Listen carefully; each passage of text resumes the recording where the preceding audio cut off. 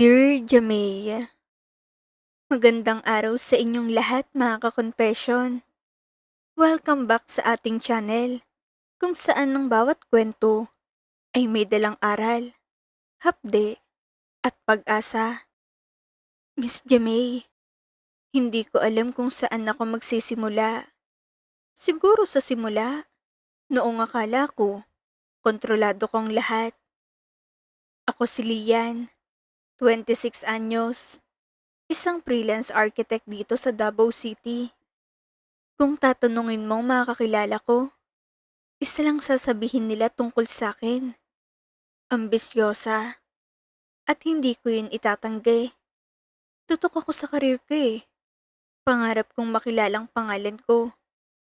Pangarap kong magkaroon ng sariling firm. At pangarap kong iangat ang social status ko. Para sa akin, ang pag-ibig ay istorbo lang sa mga plano ko sa buhay.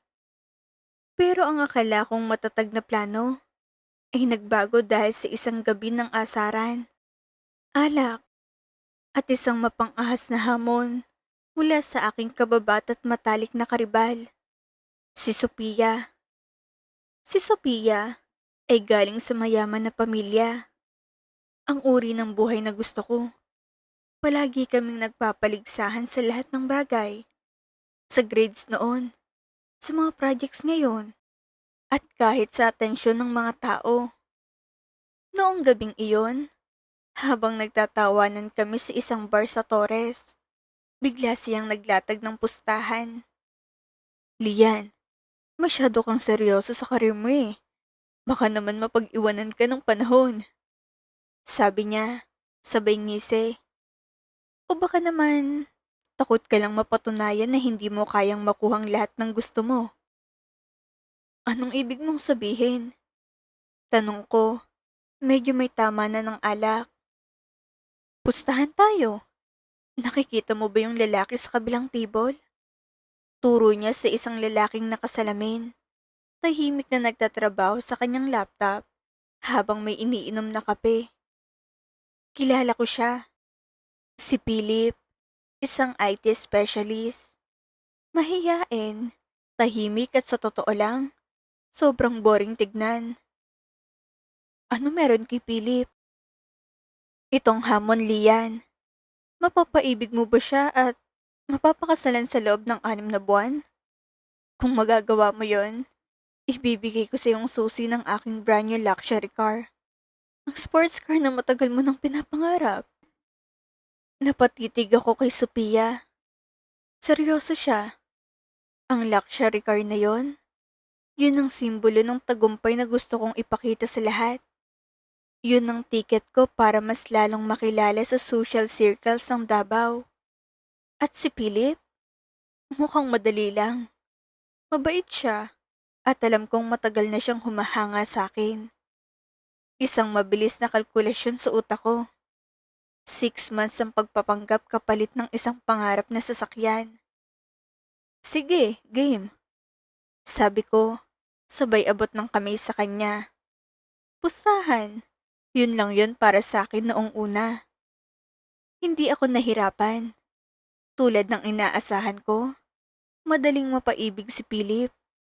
Likas siyang mabait, gentleman, at seryoso sa buhay. At dahil matagal na siyang humahanga sa akin, ang bawat galaw ko'y tila hulog ng langit para sa kanya. Naging ideal partner ako. Suportado kong bawat proyekto niya sa IT. Kahit hindi ko naman talaga naiintindihan ng mga coding na yon. Palagi akong nasa tabi niya kapag kailangan niya ng kasama sa mga events. Unti-unti, naramdaman kong nahuhulog na siya ng lubusan sa akin. At ako, magaling akong umarte. Ipinakita ko sa kanyang liya na gusto niyang makita.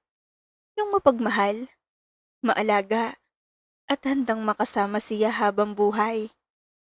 Sa loob-loob ko, binibilang ko lang mga araw. 3 buwan na oh, kalahati na lang, at makukuha ko ng premyo ko. Ang plano ko'y maayos. Seryoso si Philip sa kasal, at kampante na ako. Ngunit ang maayos na plano, ay nagulo nang dumating ang hindi ko inaasahan. Isang hapon, habang nasa bahay ako ni Philip, bumukas ang pinto at pumasok ang isang lalaki na kabaliktaran ni Philip. "Lian, meet my cousin, Jude." Pakilala ni Philip na nakangiti. Si Jude ay isang sikat na tattoo artist sa Davao at bokalista ng isang underground band. Puno ng tattoo ang dalawang braso't leeg. May piercings, pupusok ang mga mata, at may aura ng panganib at rebelyon. Formal at laging nakasuot ng polo si Philip. Si Jude naman ay nakaitim na t-shirt, gulo-gulo ang buhok, at tila walang pakialam sa mundo. "Nice to meet you, future sister-in-law," sabi ni Jude, sabay kindat. Ang boses niya ay malalim, tila may kuryenteng dumaloy sa katawan ko. Agad akong nakaramdam ng kakaibang atraksyon kay Jude. Ito ang uri ng lalaki na hindi ko kailanman papansinin kung seryoso ako sa social climbing. Isang bad boy. Pero sa sandaling iyon, tila nakalimutan kong lahat ng plano ko. Nagsimula akong gumawa ng mga dahilan. Imbes na samahan si Philip sa kanyang mga IT seminars, pumupunta ako sa tattoo studio ni Jude sa Obrero. Noong una, nagpapanggap akong interesado sa sining ng tattoo. Pero alam naming dalawa na ibang dahilan ko. Napapansin kong mga tingin niya sa akin kapag gumagawa siya ng design. Mapang-ahas, gutom. Nagsimula na rin akong sumama sa mga gig ng banda ni Jude sa mga bar sa Matina nang hindi nalalaman ni Philip. Sasabihin ko kay Philip na may late meeting ako sa kliyente o kailangan kong tapusin ng isang blueprint. Naniwala naman ang kawawang Philip. Isang gabi, matapos ang isang mainit at siksikang gig, habang nagpapalipas ng oras sa backstage, nauwi ang asaran namin ni Jude sa isang mainit na pag-amin.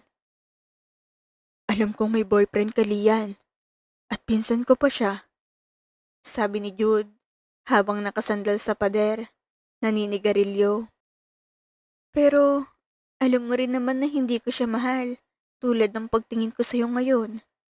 Sagot ko, lumalapit sa kanya. "Mapanghanib to, Lian."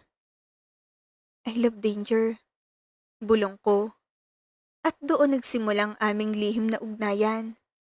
Isang relasyon na puno ng pagsisisi, panganib at adiksyon. Nagpatuloy ang dobleng buhay ko, Miss Jamay. Kung iisipin ko ngayon, hindi ko alam kung paano ko nakaya yon. Sa umaga, akong mapagmahal at seryosong fiancé ni Philip. Tumutulong ako sa pagpaplano ng aming kasal. Mula sa simbahan, sa reception, hanggang sa gown ko. Pinag-uusapan namin ang aming hinaharap, ang mga anak na gusto niyang magkaroon kami, at ang bahay na ipapatayo namin. Ngumingiti ako, sumasang-ayon. Pero sa loob ko, naduduwal ako sa sarili ko.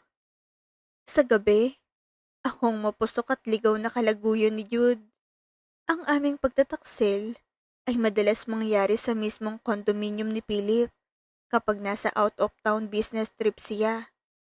O kaya naman sa likod ng mga bars kung saan tumutugtog ang banda ni Jude. Sa loob ng sasakyan o sa maliit at magulong apartment ni Jude. Ang bigat ng konsensya ko ay naroon, lalo na kapag nakikita kong tiwala sa mga mata ni Philip. Pero tila naging adiksyon na namin ni Jude ang panganib na dala ng aming sekreto. Ang bawat halik, ang bawat haplos, ay may kasamang takot na baka mahuli kami. At ang takot na yon, ang lalong nagpapasarap sa bawat sandali. Bulag ako. Bulag sa pagnanasa. At bulag pa rin sa ambisyon ko na makuha ang sasakyang yon. Akala ko, kapag nakuha ko ng sasakyan at natapos ng pustahan, makikipag-break ako kay Philip at makakasama ko na si Jude ng tuluyan. Isang malaking pagkakamali. Dumating ang gabi ng aming engagement party. Ginanap ito sa isang mamahaling resort sa Samal Island. Maraming bisita, mga kaibigan, pamilya, at syempre, naroon din si Sophia. Nanonood at naghihintay ng aking pagkapanalo. Ang ganda ng lahat, puno ng bulaklak, ilaw at tugtugan. Suot ko ang isang napakagandang white dress at nasa tabi ko si Philip. Nakasuot ng barong, nakangiti at proud na ipakilala ko bilang kanyang fiancé. Pero sa gitna ng party, hindi ko na matagalan ng pagkukunwari. Nakikita ko si Jude sa di kalayuan, nakasandal sa isang puno, nakatingin sa akin. Alam kong hindi siya masaya. Nagdahilan ako kay Philip na masamang pakiramdam ko at kailangan ko lang magpahinga sandali sa aming cottage. Sige Han, magpahinga ka muna. Susunod ako maya-maya para tignan ka. Sabi ni Philip, puno ng pag-aalala. Naglakad ako patungo sa isang abandonadong cottage sa dulo ng resort, malayo sa ingay ng party. Naroon na si Jude, naghihintay. Nagsimula kaming magtalo. Hindi ko na kaya tuliyan, sabi ni Jude, seryosong muka. Tigilan na natin ang kalokohang ito. Tumakas na tayo ngayon. Iwanan mo na si Philip. Hindi pwede, Jude. Konti na lang Isang buwan na lang. Patatapos ng pustahan. Makukuha ko ng sasakyan. Sagot ko.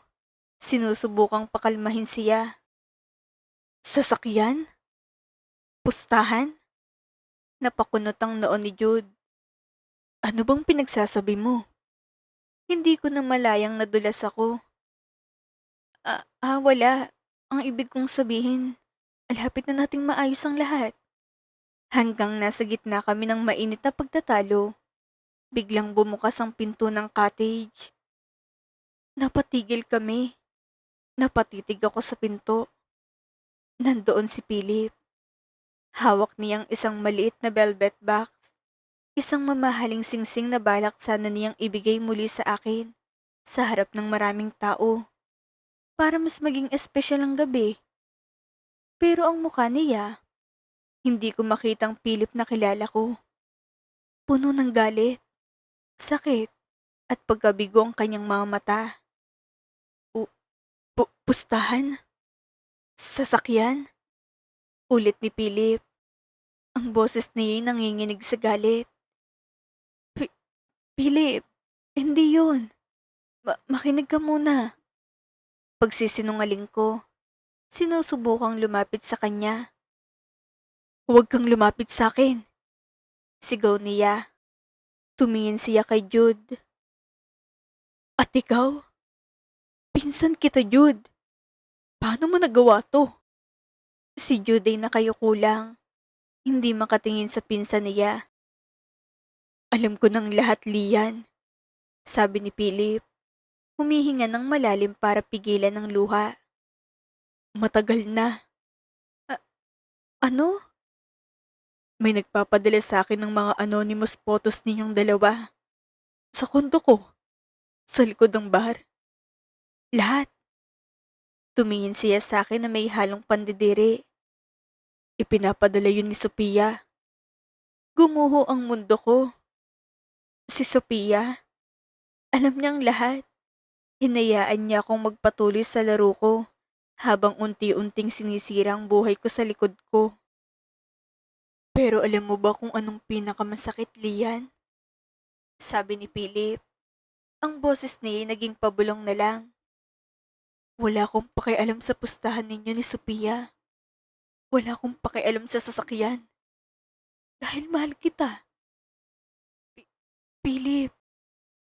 Kaya ako nagtatrabaho ng gusto. Kaya siniseryoso kong bawat proyekto.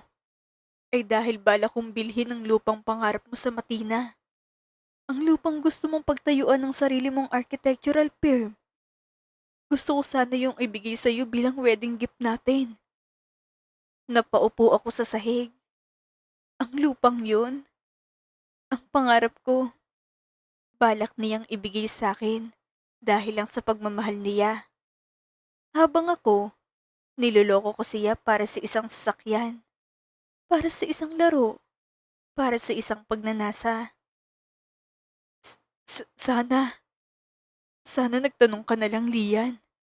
Sana naging tapat ka na lang, sabi ni Philip, bago tumalikod at umalis ng cottage. Ibinagsak niyang singsing sa sahig. Si Jude naman, tumingin sa akin ng isang huling beses. Isang tingin ng pagsisisi at pag-alis, bago sumunod kay Philip. Naiwan akong mag-isa sa abandonadong cottage. Umiiyak. Hawak ang pangarap kong gumuho dahil sa sarili kong kasakiman at katangahan. Pagkatapos ng gabing iyon, nagbago ang lahat. Pinutol ni Philip ang lahat ng komunikasyon sa akin. Nabalitaan ko na lang na lumipad siya patungong ibang bansa para magtrabaho doon. Dala ang sugat na iniwan ko. Si Jude naman, dahil sa hiya sa pinsan at sa pamilya, ay tuluyang iniwan ako. Binuwag niyang kanilang bandit na wala na rin sa Davao. Nakuha kong premyong sasakyan mula kay Sophia. Ibinigay niyang susi sa akin sa isang huling pagkikita. Congratulations, Lian.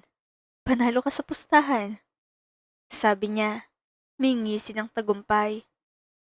Pero sa tingin ko, talo ka sa buhay. Ipinagbili ko ang sasakyan. Hindi ko matagalan na makita yon. Dahil bawat sulyap ko doon ay nagpapaalala sa akin ng lahat ng nawala sa akin. Ang pera'y binigay ko sa charity. Hindi ko gustong pera na yon. Puno yun ng puot sa sarili ko. Upang takasan ang kahihiyan at ang mga bulong-bulungan sa Davao, lumipat ako dito sa Bigan City. Nagtatrabaho ko ngayon bilang isang simpleng designer sa isang maliit na firm. Hindi ko na hinahangad ang kasikatan o ang mataas na status. Gusto ko na lang ng katahimikan. Pero sa bawat gusaling aking ginuguhit, sa bawat linyang aking sinusulat, laging nakatatak ang alaala ng pagkakataong sinayang ko. Ang tunay na pag-ibig para sa isang material na bagay. Miss Jamay, itong confession ko. Sana, sa pamamagitan ng kwento ko, ay may matutunan ng iba. Huwag ninyong paglaruan ng pag-ibig. Dahil sa huli, ang pag-ibig ang paglalaruan kayo.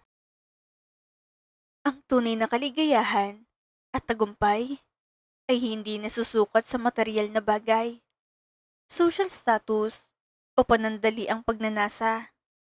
Hindi natin kailanman dapat gamitin ang damdamin ng ibang tao para sa sarili nating kapakinabangan. Dahil ang pag-ibig ay hindi isang laro o pustahan. Kayo mga ka-confession, anong aral ang inyong nakuha sa kwento ni Lian? I-comment ang inyong saloobin sa ibaba. Muli, itong inyong lingkod, Miss Jamay. Hanggang sa susunod nating confession.